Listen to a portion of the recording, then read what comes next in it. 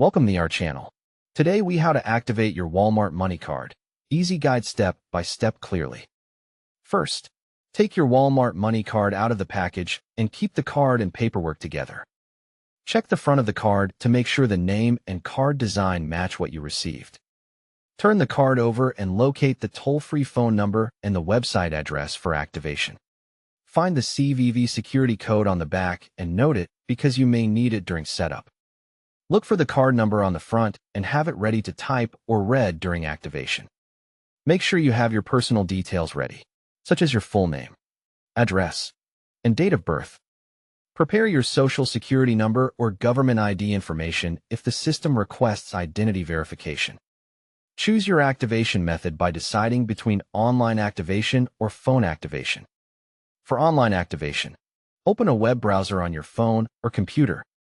Type the official Walmart MoneyCard activation website exactly as shown on the back of your card.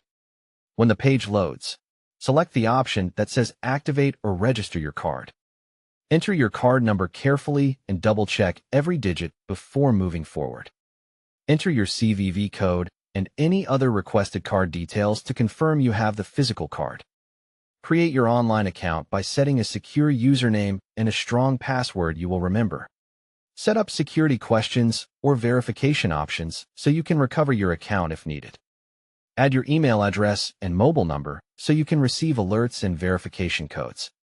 Review the terms and conditions on the screen and accept them to continue the process. Submit the form and wait for the confirmation message that your card is activated. For phone activation, call the toll-free number printed on the back of your card. Choose your language option and follow the automated prompt step by step.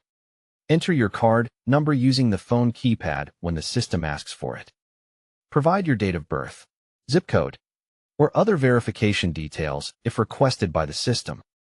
Create or select a PIN when prompted so you can use the card for ATM withdrawals and debit purchases. Write down your PIN in a safe place and never share it with anyone.